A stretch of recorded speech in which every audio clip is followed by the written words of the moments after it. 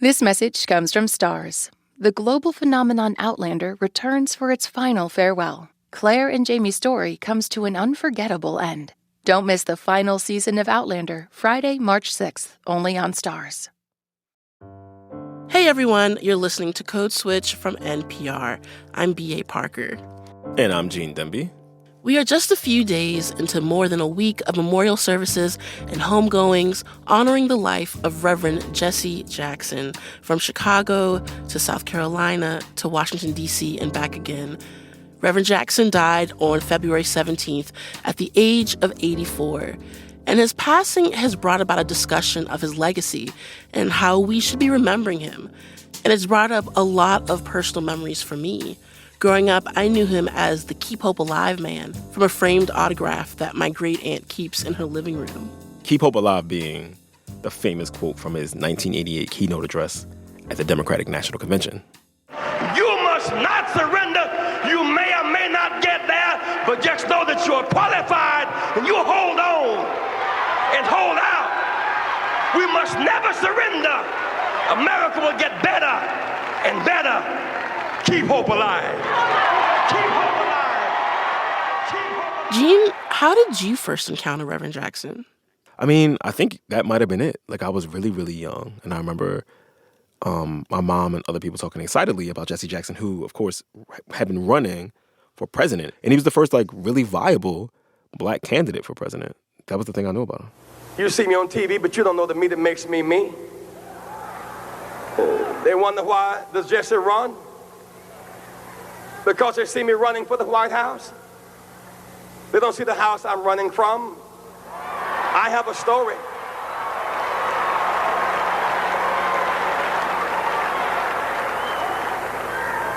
I wasn't always on television. His Democratic National Convention speeches were pretty iconic. This is not a perfect party. We are not a perfect people. Yet we are called to a perfect mission. Our mission: to feed the hungry, to clothe the naked, to house the homeless, to teach the illiterate, to provide jobs for the jobless, and to choose the human race over the nuclear race. And then Reverend Jackson was kind of everywhere in the 1990s, right? Like, Jesse Jackson was the black dude who became the default spokesperson for black folks on seemingly every big news show, around every big news controversy, around race and black folks. And over time, I started filling in the gaps. I didn't realize when I was that young that he was one of Martin Luther King's most trusted deputies, right? And I think about that famous photo of King's dead body just seconds after he'd been shot, and Ralph Abernathy and a really young Jesse Jackson pointing in the direction the bullet had just come from. Right, Reverend Jackson was so embedded in the fabric of civil rights in the 1960s. First with the Student Nonviolent Coordinating Committee, SNCC, and their efforts to help pass the Voting Rights Act of 1965. And then he grew into this more and more ever-present figure in politics, on television, and in the culture at large. You could see him on Sesame Street. But I am. Somebody. I am black. Brown. White. I speak a different language. That was so good. On a different world. Jesse Jackson! Jesse Jackson, that rapper president! Yes, Mr. Wayne. You wasn't supposed to be here until dinner time. I'm early because my flight actually took off on time for a change. The Rainbow Coalition, Jesse Jackson! Or Saturday Night Live. Tonight, rather than read from 1st and 2nd Samuel, I read from Sam I Am. According to the Latter-day Saint Seuss, you do not like green eggs and ham? I do not like them. Sam I Am. And that affects a person's legacy, right? At a certain point, he's not just a civil rights leader. He's a politician and a celebrity, someone who has to interact with new generations of ideas and styles and ways of communicating.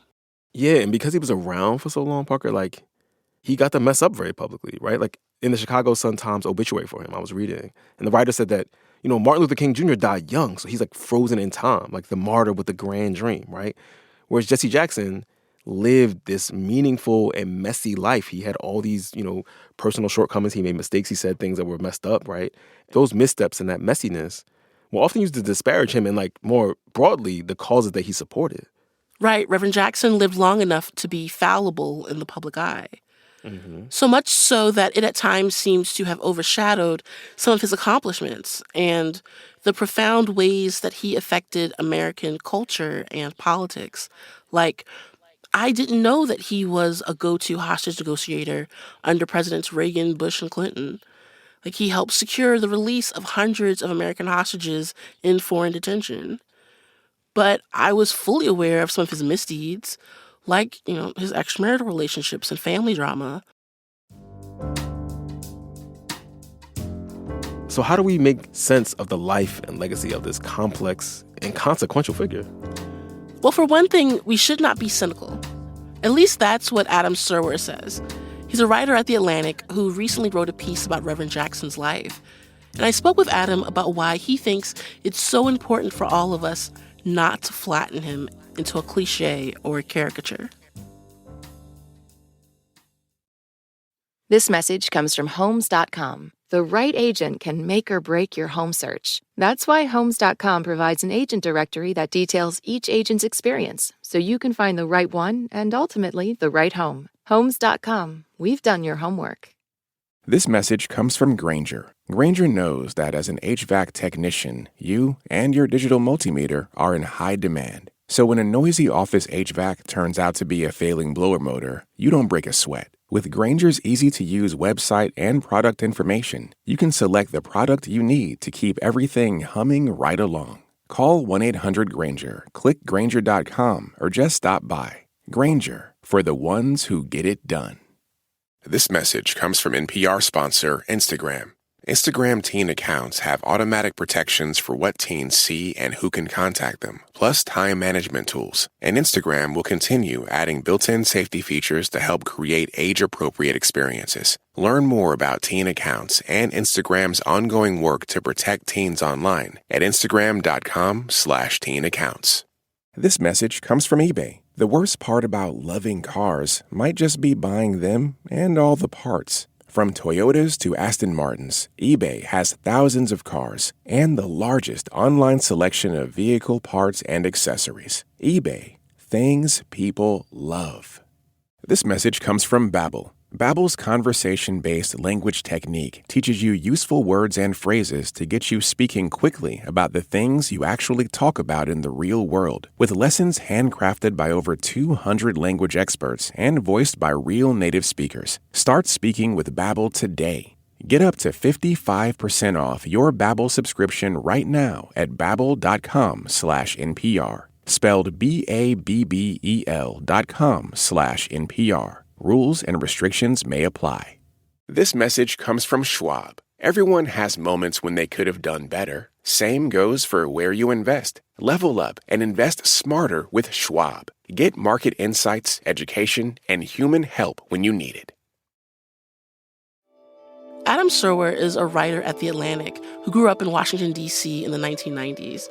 And he says the way people around him thought about Reverend Jesse Jackson was very different from the way he was portrayed on television. I remember thinking that the seriousness with which people regarded Jesse Jackson as a heroic figure, someone who was a leader who really cared about the community, was very different from what I saw on late night TV and in the news media, where there was this sort of undercurrent of almost eye rolling, treating him as kind of an almost comic figure. Can you sing? I like to, but I can't. What's your favorite tune, Jess? Red Rubber Ball by the Circle. Red Rubber Ball by the Yeah, I know. Circle. I know. It's a 60s thing, and it's exciting. Okay. In a way that I think was sort of almost deliberately diminishing of who he was and what he meant to so many people. Was it just the right that characterized Jackson in an almost cartoonish villain way? Oh, no, it was definitely not just the right. I mean, like I said, it was very common to see jokes about Jesse Jackson on like 90s late night, stuff like that. And, certainly Bill Clinton had sort of a frenemy relationship with him. And Democratic Party officials in the 80s were taken by surprise by his strength in the primaries and were freaking out about it and didn't know how to respond. But, I think there was the way that the right talked about him specifically was meant to diminish him, meant to make him a punchline. There were constantly jokes like Rush Limbaugh made a particularly racist joke that stuck in my mind of Jesse Jackson. Have you noticed that Jesse Jackson always looks like the composite of the black person the police are looking for? And I thought that, it's such an interesting joke to me because I think that the teller of that joke is expressing their own racism in a way that must be obvious even to the joke listener. Yeah. Why do you think that is? Like that difference between how people around you saw him versus the stuff you saw on TV? I think that people around me, because DC at the time was still a mostly black city, I think they felt like Jesse Jackson was somebody who really supported the community and helped the community. And I think if you weren't a part of that community and you only saw him when he started running for president or when he was involved in a high profile story, it might be easy to believe that Jesse Jackson was just some sort of publicity hound. But a lot of the work that he did, helping out people, workers who were on strike, LGBT people protesting for their rights, he was always very much about that rainbow coalition that he talked about helping anybody who needed his presence. My constituency is the desperate, the damned, the disinherited, the disrespected, and the despised. They are restless and seek relief. They have voted in record numbers. They have invested the faith, hope, and trust that they have in us. The Democratic Party. And I think to some people, the way that was portrayed, because they didn't have those connections, seemed like he was somebody who was just looking to get in front of a camera. So, of course, Jesse Jackson has this immense political and civil rights legacy. I mean, his life wasn't just about him being in front of the cameras, but there was his earlier activism in the 60s with Dr. Martin Luther King Jr. There's the 70s with his I Am Somebody speech in the 80s, including his bid for president in, I think, 1984 and 1988. My fellow Americans, it is my honor to introduce the next president of the United States of America, the Reverend Jesse Louis Jackson. Can you remind us of Jackson's influence over the last 60 plus years? I mean, I think he was a tremendous influence, especially politically, especially in terms of black office holders. I mean, remember, the Voting Rights Act was passed in 1965. Before Jesse Jackson, the black vote wasn't a force in the same way that it became under him, to where it basically controlled the destiny of whoever wanted to be the nominee of the Democratic Party. I mean, I think there a lot of black political figures, especially mayors, come out of that sort of ferment of the 80s where black people are becoming more politically active, thanks to the fact that they're able to now, given robust enforcement of the Voting Rights Act. And I think Barack Obama simply does not happen without Jesse Jackson, without how he changes and affects the Democratic Party, without how he helps bring black voters into the system as a politically active constituency in the aftermath of the civil rights movement. I just think he's a tremendously influential figure for that reason, because it's shaped our politics for the past few decades. Is there one moment in Reverend Jackson's life or political history that you would use to really define his life and career? I don't know if I can pick a single moment, but for me, that 1988 speech at the Democratic Convention where he's discussing America as a quilt. Now, Democrats, we must build such a quilt. Farmers, you seek fair prices and you're right, but you cannot stand alone. Your patch is not big enough. Workers, you fight for fair wages, you're right, but your patch labor is not big enough. Women, you seek comparable worth and pay equity, you're right, but your patch is not big enough. women, mothers who seek Head Start and daycare and prenatal care on the front side of life, rather than jail care and welfare on the back side of life. You're right, but your patch is not big enough. So we all need to stitch together as a coalition in order to fight for the justice that we all need. I think that is one of the most moving articulations of what I think political liberalism is supposed to be, that it is an articulation of sort of the ideal of the Democratic Party, the idea that everybody deserves a fair shake regardless of where they come from. And I think he articulated that in 1988 better than anybody else. It's interesting that, like, you as a reporter were able to sort of watch Reverend Jackson evolve in more recent history. Like, I found an article you wrote in 2009 where you reported on Reverend Jackson's response to, I think, Representative Arthur Davis of Alabama voting against healthcare reform. And he said, like, you can't vote against healthcare and call yourself a black man. Mm-hmm. And that didn't go over well, did it? No, I mean, look, I think Arthur Davis at the time was making a political calculation about where Georgia was going. And he thought if he could run as a conservative black man, then he could potentially win statewide office. You know, but I think anytime you're making a kind of racially essentialist argument about if you're white, you should do this, if you're black, you should do this, I'm probably going to object to it. You know, I think Davis miscalculated very badly. He ended up leaving the Democratic Party, he didn't win his election, and he hasn't won a major office since. Well, this was also like the post-Obama election where racial politics definitely had a shift. And how was Reverend Jackson able to fit within that shift? I think that Jackson was obviously very moved by Obama's election. I mean, there's that iconic photo of him crying at the election party in Chicago.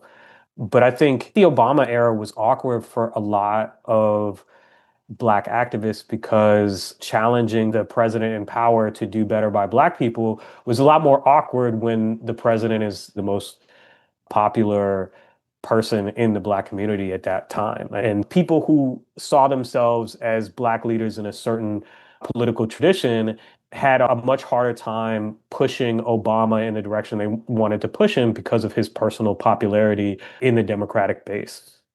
With Reverend Jackson, he's one of the few civil rights activists we've gotten to see live a long life, and we've gotten to see him be fallible. How do you make sense of Reverend Jackson's legacy?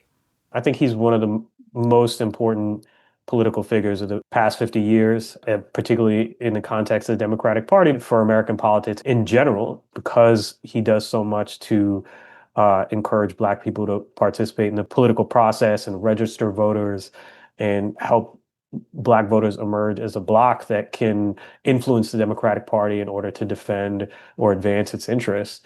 And you simply do not have this sort of second reconstruction of Black office holders across the country without the kind of visibility and encouragement and on the ground work that he did, making sure that Black people had an opportunity to participate in the political process. Earlier, I spoke with Georgia Democratic Senator Raphael Warnock on the life and legacy of Jesse Jackson. I sit here, and while I worked hard, I'm very clear that he was literally the bridge between the civil rights movement and the kind of multiracial coalition that makes someone like me possible in the United States Senate. I think the coalition that propels Obama to the presidency in 2008 and 2012, I think it's very easy to dismiss it as sort of a fait accompli.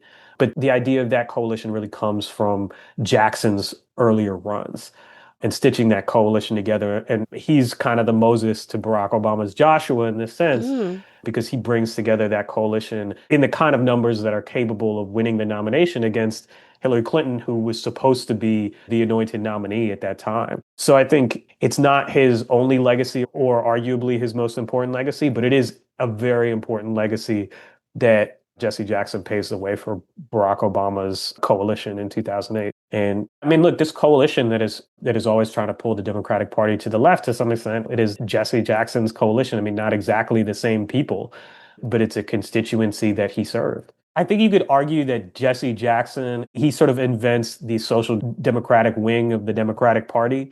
You know, people like Bernie Sanders, AOC, Mamdani, these are all people who come out of sort of Jackson's tradition of what they think government power should be used to do and the kinds of voters that they appeal to. I spoke with Reverend Jackson today.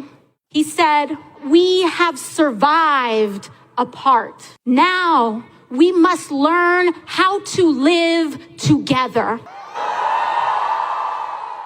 I think sometimes we take for granted all that he has accomplished. Today, when people say, black and white and Latino and Asian American and Native American and gay and straight have got to stand together, people were not talking like that 30 or 40 years ago. Obama is the most successful of the political figures who are downstream of Jackson, but he has many sort of political children, so to speak.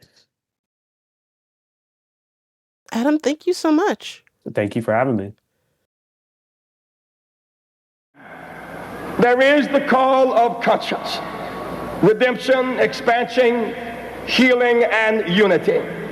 Leadership must heed the call of conscience, redemption, expansion, healing, and unity, for they are the key to achieving our mission. Time is neutral and does not change things. With courage and initiative, leaders change things. No generation can choose the age or circumstance in which it is born, but through leadership, it can choose to make the age in which it is born an age of enlightenment, an age of jobs and peace and justice.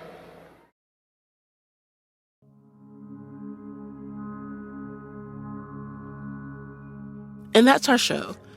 You can follow us on Instagram at NPR Code Switch. If email is more your thing, ours is codeswitch@npr.org. And subscribe to the podcast on the NPR app or wherever you get your podcasts. You can also subscribe to the Code Switch newsletter by going to npr.org/Code Switch newsletter. And just a reminder that signing up for Code Switch Plus is a great way to support our show and public media. You might have heard we could use your help. And you get to listen to every episode of our show and a bunch of others sponsor-free. So please find out more at plus.npr.org/Code Switch. This episode was produced by Kayla Lattimore and Xavier Lopez. It was edited by Dahlia Mortada and Leah Donnella. And we will be remiss if we did not shout out the rest of the Code Switch Massive. That's Jess Kung, Christina Kala, and Yolanda Sangweni. As for me, I'm Gene Demby. I'm B.A. Parker. Be easy, y'all. Hydrate. This message comes from MIDI Health. CEO Joanna Strober shares the personal experience that led her to start a virtual care platform for women in perimenopause and menopause. I was having anxiety. I had gained weight. I wasn't sleeping. And my primary care doctor never once said that perhaps I was in perimenopause and that all these things could be related to my hormones. So I had a really tough time for quite a while, and a friend recommended that I try a concierge doctor. She prescribed hormones for me, a combination of estrogen, progesterone, and testosterone.